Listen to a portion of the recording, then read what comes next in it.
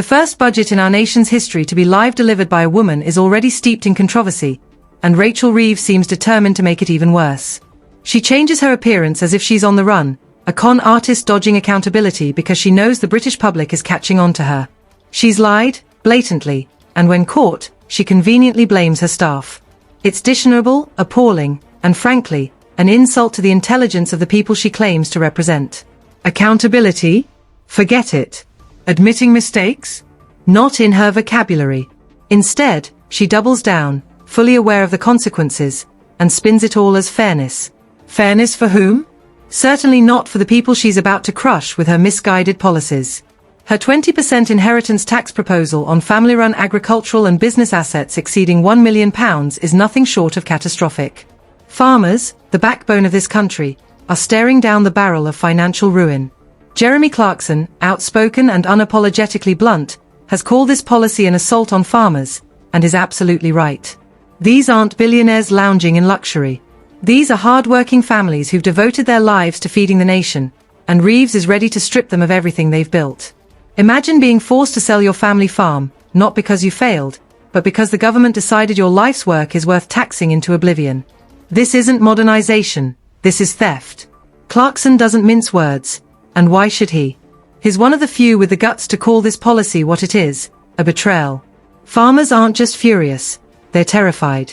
This isn't just about losing land, it's about losing a way of life. Farming advocates are sounding the alarm, warning of a chain reaction that could devastate rural economies and hand over the countryside to massive corporations. If small farmers go under, what happens to the food on our plates? What happens to rural communities? Reeves doesn't seem to care. Her focus is locked on her own political narrative, no matter the destruction left in her wake. But it doesn't end with farmers. Reeves is under fire from all sides. Her policies are riddled with broken promises, contradictions, and a stunning lack of foresight.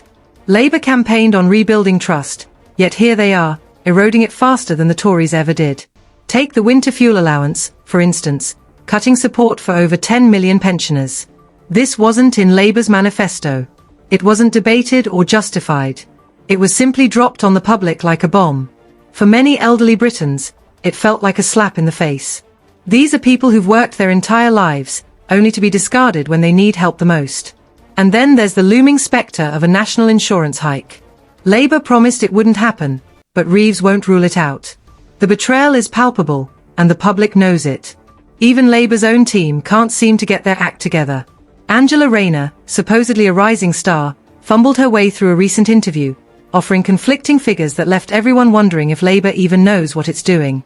One moment, she claimed the country had plenty of housing. The next, she said we didn't. Then she suggested housing illegal migrants while simultaneously promising affordable housing for local citizens. It was a disaster, and Rayner hasn't been seen much since. As for Reeves, her media appearances are no better. Pressed on her policies, she evades, deflects, and doubles down, each move making her look more out of touch. Labour's defence is predictable. They blame the Tories for everything. Yes, the Conservatives left a mess, but Labour's job was to clean it up, not make it worse. Reeves' argument that the £22 billion black hole left by the Tories justifies these drastic measures is wearing thin. The public isn't buying it. They're tired of excuses. They want solutions. What they're getting instead is a party that seems more interested in political theatre than actual governance. Jeremy Clarkson's criticism isn't just noise, it's a reflection of the growing frustration across the country. Labour insiders are reportedly fuming, with some already questioning Reeves' leadership. How did the party that promised hope and change manage to alienate its own base so quickly? For pensioners, farmers, and ordinary workers, Labour's policies feel like betrayal after betrayal.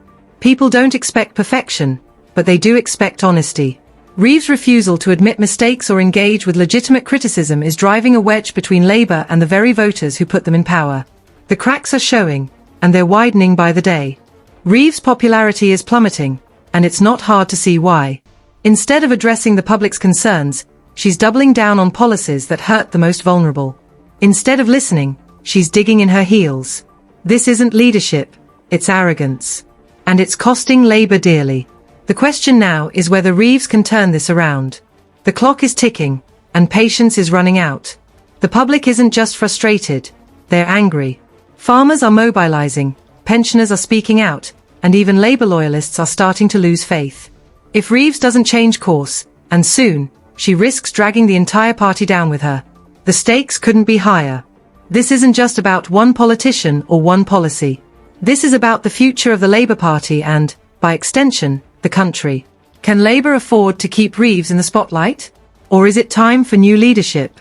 The coming months will be critical.